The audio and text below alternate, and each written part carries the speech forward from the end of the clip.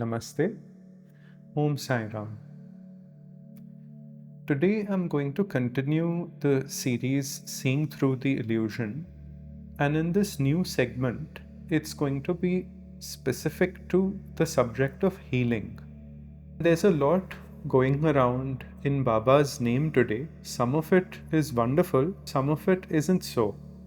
Recently, I got an email which I would like to read out to you, and that would reiterate this point. And in fact, this whole series was inspired by this email, which I think is a very important one.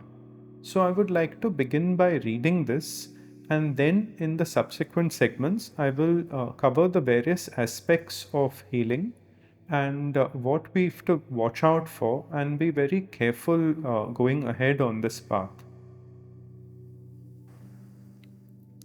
So she wrote, I was recently part of this program by a healer who apparently said the healings were channelized via Neem Karoli Baba and how Shirdi Sai Baba had blessed her too.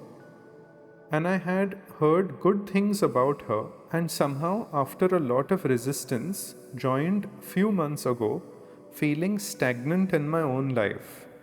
It seemed all good, and truthfully, there was a lot of nice things I had learnt when suddenly, very recently, the attitude of the healer changed to almost a horrific rage one day, and I identified it as gaslighting, as she forced people to give video only testimonials of their experience with her healing.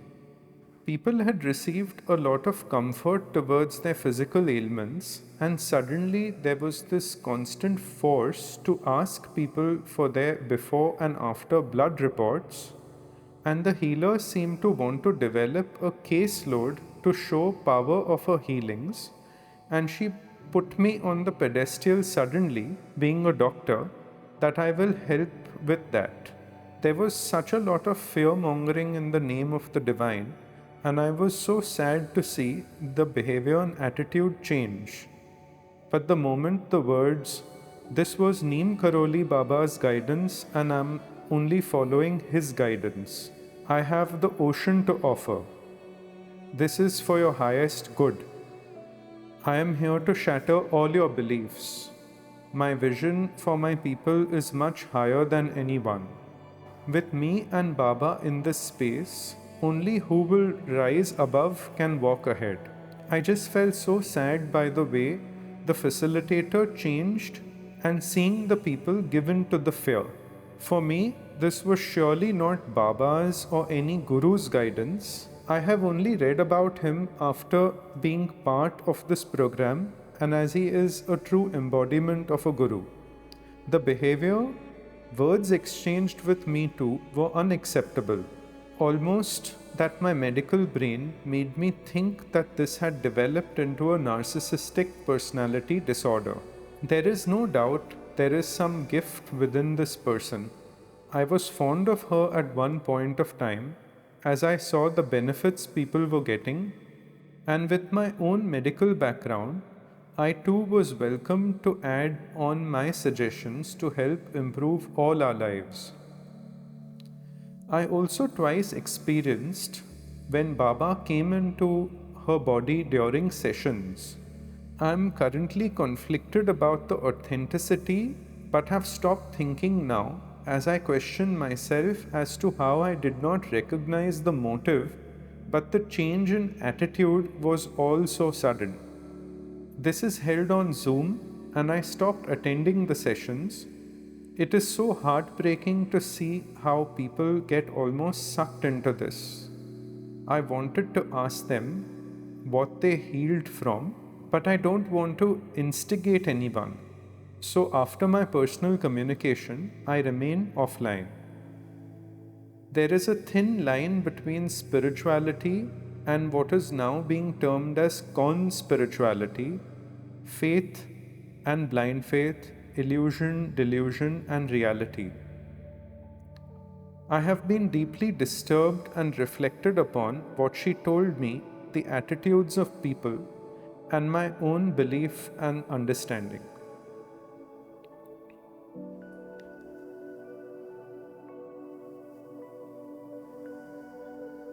So, as you see, this is a very important email, and it's unfortunately quite a common occurrence for many such devotees, very sincere people, to be in such situations.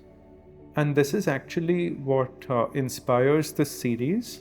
And in the coming episodes, I will cover the various aspects of healing and things that we should really be very careful and watch out for, because we cannot control other people or situations, but if we can be discriminating, there is a high chance we can learn from other people's mistakes and go forward. So, I invite you to watch the entire series, and I do feel some of these pointers are very important because they are not only my insights I've gained over the years meeting so many devotees, but also insights that I have gained spending a lot of time with some great masters and wonderful devotees, and the insights they have shared with me over the years.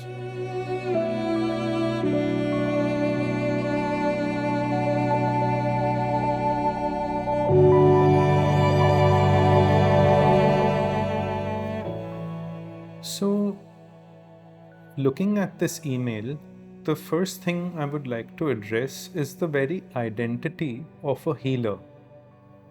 If we've seen the life of Baba, when Baba was in body before 1918, there were certain instances where devotees asked Baba to come, say, to a marriage ceremony, or they wished to have Baba's presence in their home. And in certain instances, Baba said, "Take this person as my representative and think that I have come." None of the devotees that Baba mentioned, like in some cases, Baba said, "Take Shama with you." Those devotees would not start treating themselves as special or have this identity that they are above everyone else. So, a question to ask oneself is, after Baba's Mahasamadhi, why is it that one has this liberty to begin to feel special, and that Baba gives certain people guidance and heals people through someone? Baba healed people then, and Baba continues to heal. That too is based on one's prarabdha. That too is based on whether it is right for that person, which only Baba knows. In some instances, Baba told Kaka Dikshit, "I can save this person, but it will impair his journey ahead. Are you willing to take that karma on yourself?" So you see, this needs to be pondered and reflected upon. And then we come back to this, that this very identity of taking on the role of healing others is a pseudo one, because I've met some devotees like I and many others where Baba may operate through them, but they are completely oblivious of that fact. That's why they are true devotees. So, this is something I would encourage devotees to deeply ponder on, that prior to Baba's Mahasamadhi, did we see such incidents? Of course, people would misbehave in Baba's time as well with him, and they continued to misbehave after, the karmic consequences of which one would have to bear. But the intelligent devotee must reflect on this. Speaking of healing, uh, today the need for empathy, kindness, compassion, support for one another, support for all beings is more than ever, and Baba's teachings and whole path was that. So, in that sense, that is something that should deeply be encouraged, and it should come naturally to one and all. But to derive one's identity from this is a dangerous thing. I believe Ramakrishna Dev had mentioned this, that in the Kali Yuga, the only penance is chanting the name of God, because identification with the body is so strong that any even karmic activity which one may do with good intentions, from the back door, from somewhere, the idea that I am doing it will come up. So, similarly, here, even though one may have good intentions for helping one another, this identity coming up that I am a healer, I will heal someone else, must be questioned.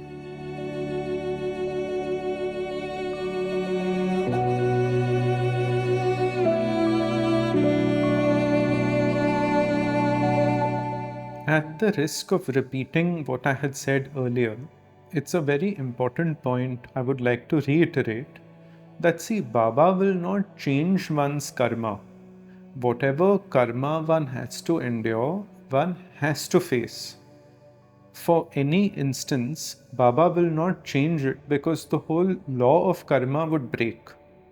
However, when one is devoted to their master, and like what Baba asked Kaka Dikshit, even if one has read the Sri Vallabh Charitra, which Vinima highly recommended, there are many instances where if the Lord decides to, they can change your destiny, but that is only in certain cases where it is to spiritually benefit one. Hence, in every situation, one should only and only ask Baba for bhakti, for love, surrender to Him, because that is the ultimate aim of life. See, even healing is temporary. So if anyone has a physical body, suffering is bound to come. Nobody can escape it. So, even when one is healed, ultimately the body will perish.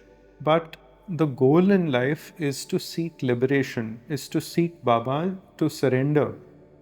So, that prayer supersedes everything. And if, as a result of that, Baba bestows something, that is entirely left to Baba. And develop this faith and have total trust in it that when you surrender to Baba, whatever is required for you will be given to you.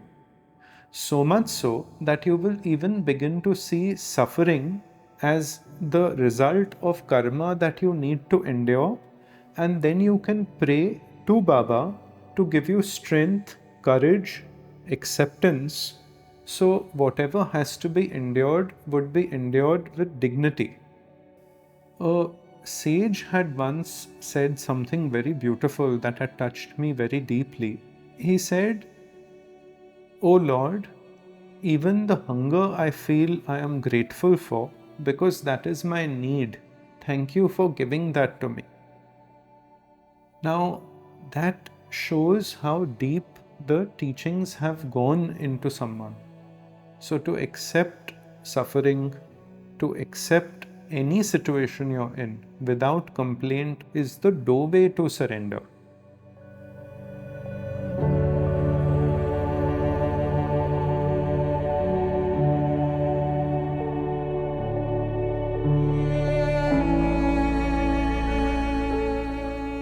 Prayer is something which is very important, and a true prayer when one is suffering, whether it is an ailment or any kind of suffering, to Baba would be such that Baba, only you know what is best for me. I surrender everything to you. Please give me the strength and courage to face this situation because I know with complete understanding that this comes to me from my past karma and I have to face it. I surrender to you and only seek love for your lotus feet. So you see, prayer has enormous power, and this is the penultimate prayer because you completely let go and trust only in Baba and what he wishes to give. This may not sit well with many people, but those who've suffered enough, it will resonate with them. Because, see, truly, we don't know what is good for us.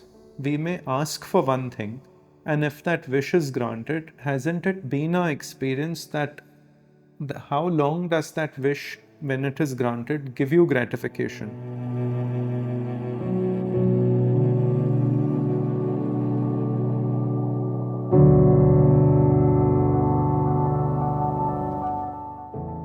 When we are fortunate enough to come to the lotus feet of Baba, a Satguru of Baba's stature, there are many masters like Baba who walk this earth, very few. The master takes total responsibility of the Shishya. There are many tests that are taken before, but once the Shishya is under the Guru's grace, then it is the responsibility of the master to ensure that the Shishya crosses this worldly ocean. It may take many lifetimes, but the tests are quite a few before one gets there. The reason I say this is a lot of the new age, as she wrote in that email, spiritualists. The minute something goes wrong, the only thing that happens is they put their hands up. The first thing. So, where is the accountability? A true sage's word is absolute law. Anything Baba would utter had to happen. It was the absolute truth, and that applies to the other true sages as well. Because in this email, she mentioned Neem Karoli Baba, Thakur Baba, Ramakrishna Dev Paramhans, just to name a few. But their word is absolute law. They take responsibility for the Shishya.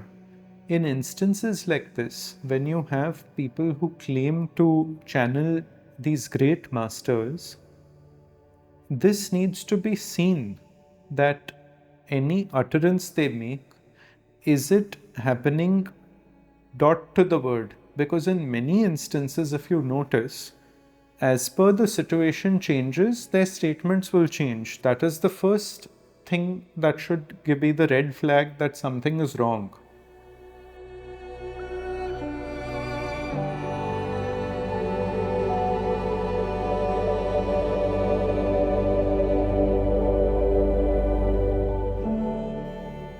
As devotees, when we have Udi, faith in Baba's Udi is paramount. The whole Satcharit is peppered with leelas of the power and efficacy of Baba's Udi. And with a lot of this healing that goes around in Baba's name, there is no mention of Udi here. So, this is also something that one should ponder and reflect on. Kaka Dikshit was the embodiment of faith.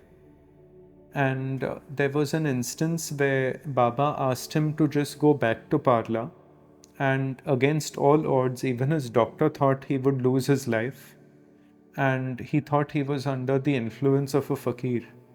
But his faith in Baba was so absolute that at the very time Baba mentioned he would be fine, things turned around and he was absolutely fine.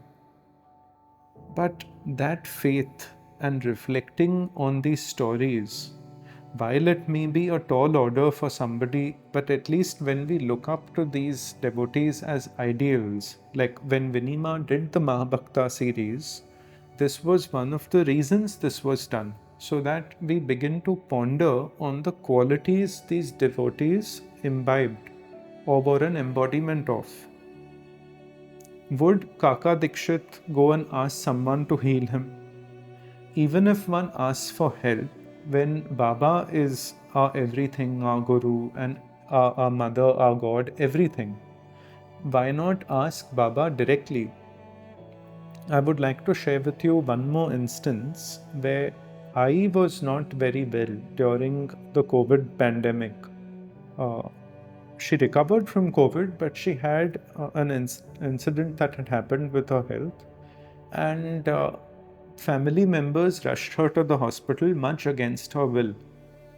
She said at the hospital that no, Baba is my doctor. She refused treatment and went back home. The next day she was absolutely fine.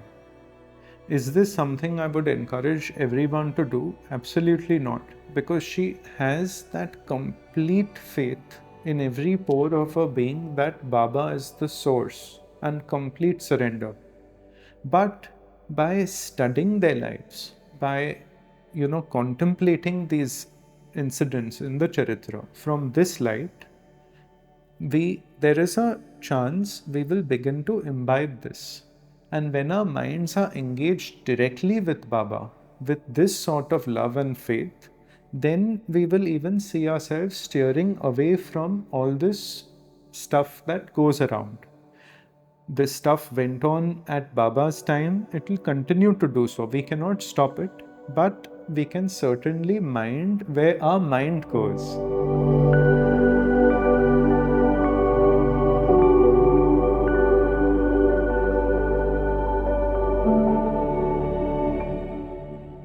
One very important discussion I had with Vinima and some other close devotees as well. Uh, the statement may sound a bit funny, but it's very true. That did Baba have a personality change after 1918? If we see the Satcharit, there were no instances except one or two where Baba asked some devotees to chant, say Raja Ram. Baba never advocated mantras. Today, if you see online, there are hundreds of videos popping up where people claim Baba has given this mantra for this, that for that. Hundreds, hundreds. Now, while it may be very nice to chant mantras in general, and they would benefit you, to distort Baba's teachings, Baba's path, Baba's history is a disservice to the devotees, is a disservice to Baba. And the karmic repercussions of this will have to be borne by such people, as well as you if you don't function with awareness and discrimination. If you don't discriminate after studying the Charitra and keep making the same mistake again, then that is also your karma. So, when we see Baba's history, the teachings, everything that has been shared by the great devotees, these are things to ponder and reflect upon very seriously.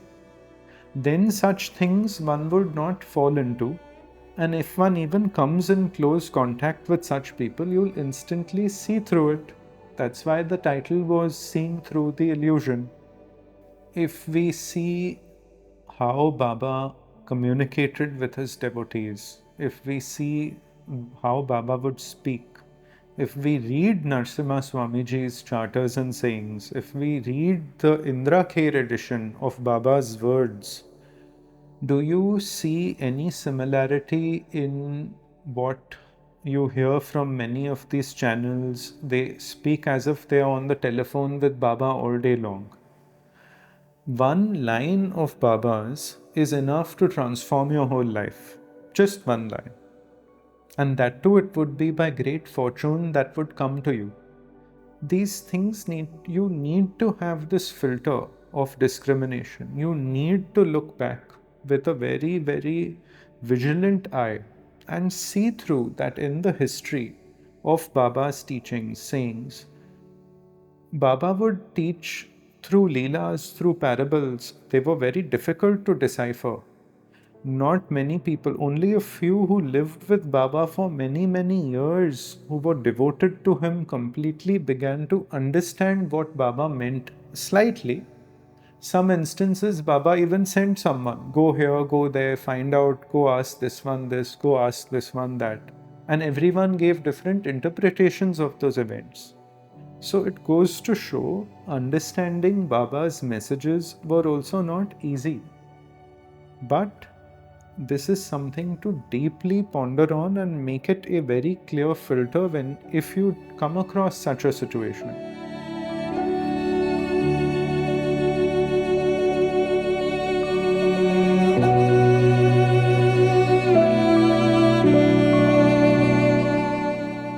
So you see, there are various modalities of healing. some could be on a physical level, like naturopathy, Ayurveda. Some could be on an energetic level, like Reiki. Some could be on the occult, astrology, tarot. Many modalities of healing, which are all very beautiful as they are. They are beautiful tools which one can explore if one wishes. But it's very important, again, going back to the earlier pointer, that these were not things that there is any mention of in any of Baba's history. If we've even made a not a very sincere attempt, also, but if you've even bothered to skim through, there is no mention of any of this. So, again, please use your own, as Ai says in Marathi, Swatacha Buddhi Vapra. God has given you a brain, use it. I don't mean to be so crude, but in instances like this, when people are so blindsided by some of these modalities in Baba's name, at least the devotees, I cannot speak for everyone online, but at least for sincere devotees, it's very important that we use our brains, we use our intelligence and question this. And also, when we praise Venima, when we praise Narsimha Swamiji, when we praise Das Kanu Maharaj, when we praise Hemad Pant, the great devotees who rendered Baba's service by out of compassion and love for their Guru to share what they had received. They shared the history, the teachings, the life as it was. There was no distortion. So you see, what are we leaving for the next generations? By mixing all of this, see, by all means, any deed which is of compassion, empathy to help others, Baba would be very happy with. But to mix it saying it comes from Baba or Baba has given this, what are we leaving for the next generations? By all means, we can do that, but at least we can be clear that these are two absolutely different paths. That is the very least we can do. So, we must keep an open mind, live Baba's teachings. Today, there is more a need for healing, empathy, compassion, even listening to someone when they are in trouble, unfortunately, has become a rare occurrence. But at the same time, it's very, very important we don't mix things up. So we see these things for what they are, and that also gives someone a chance to see it on its own face value. If it benefits them, by all means, they can carry on with it. But when this is mixed with devotion and one is presented with something that this comes from Baba, it also comes with a sword over the head where someone may begin to feel that if they refute this, they're refuting Baba, which is a disservice. Osho had said something very beautiful, which I think everyone should be very aware of. He said, if you kill someone, you kill them once. If you spiritually misguide someone, it's the worst sin because you can misguide them for lifetimes. And what exactly is going on in that email that lady mentioned, and so many other people experience, is exactly this: misguiding others in Baba's name.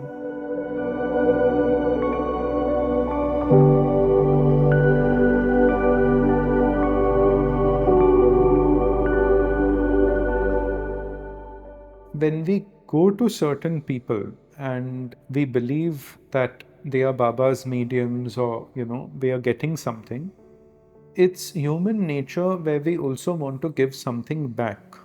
So long as that comes from within oneself and it is not asked for, it's very absolutely fine to share something. But when you subtly, or in some cases blatantly, are asked for things, any sort of exchanges, then one has to be careful. So, in some cases, it may not even only be money, like in this email that we started this series with. It was video testimonials. And if you remember in the earlier series, there was a segment I had done, whose need is it? You see, that's a very, very important pointer, because once I asked Guruji, when I was with him, I asked Baba, I said, how does one tell if you have met an authentic sage or no? And that was not my question. Someone had asked me this to ask Baba. So I asked him. And he said, Beta, remember one thing. A true Sadguru has no need for you. And a devotee, a true devotee who is totally surrendered to Baba, who looks up to Baba for everything. I is a good example, Kaka Dikshit is another. There are so many. Would they ask other people for things, especially worldly things? So this is something to be pondered on, that ask and depend only, ask for everything, ask Baba if even any wish is there, one may ask him. But when there are these expectations from people, that is a very clear red flag.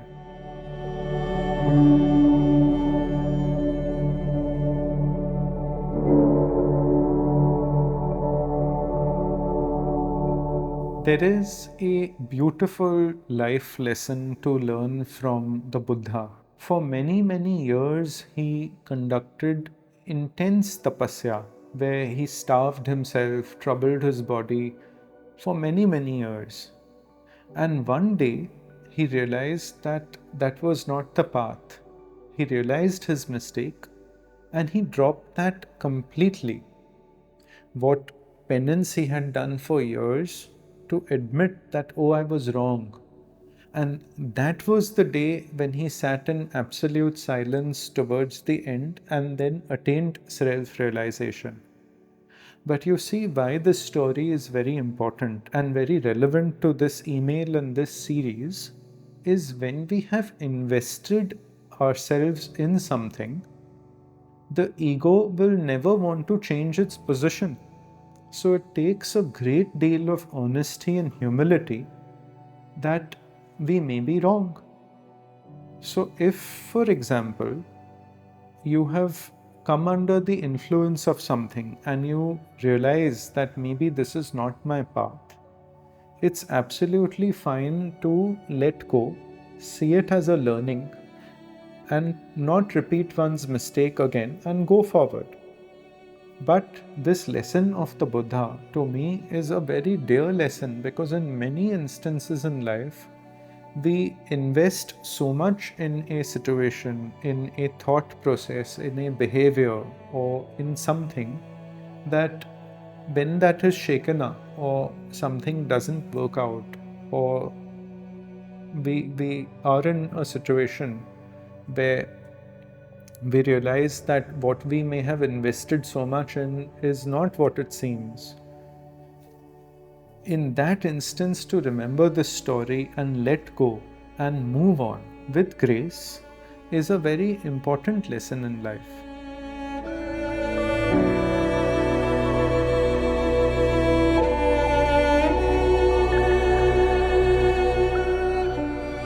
Let me take a parallel example.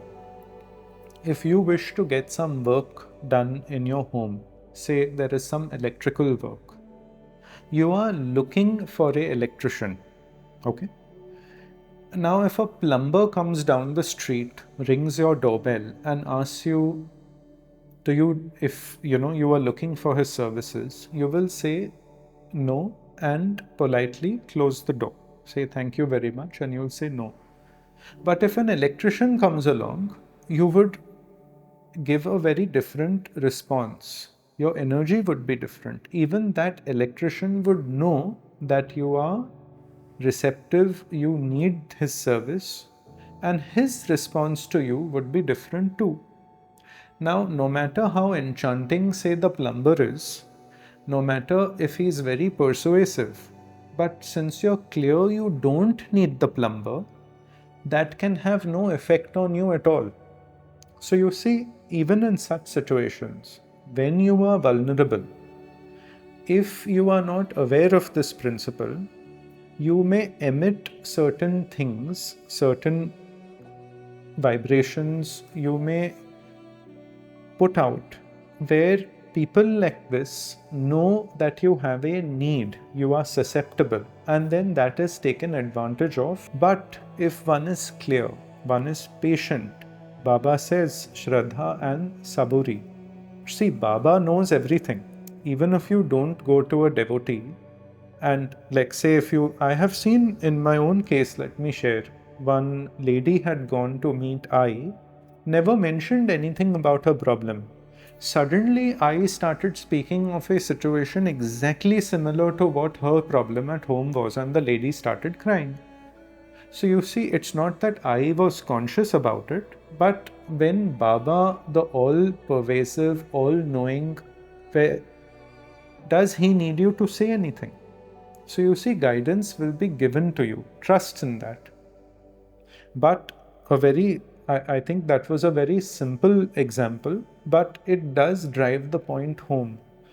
So that awareness of your own conduct, how you put yourself, because see, situations would be tough, but Baba's whole teaching that he would say, Shraddha and Saburi, to stay in the center, stay equanimous, stay patient, will take you a great way ahead, and it will also keep you out of trouble. So I hope these pointers in this series have been helpful. I hope I have not come across as being slightly harsh or crude, but I did feel this was very important because you cannot sugarcoat and make something nice. We ultimately have to only look at ourselves, our conduct, our behavior, our intention, our efforts, our bhakti, our devotion, and surrender to Him. He knows what is best for us, and trust that He will care and give you whatever is required. So, I hope this series has been helpful, and by His grace, you are protected from, and the wisdom is given to you if you do come across such situations. Om Sai Ram.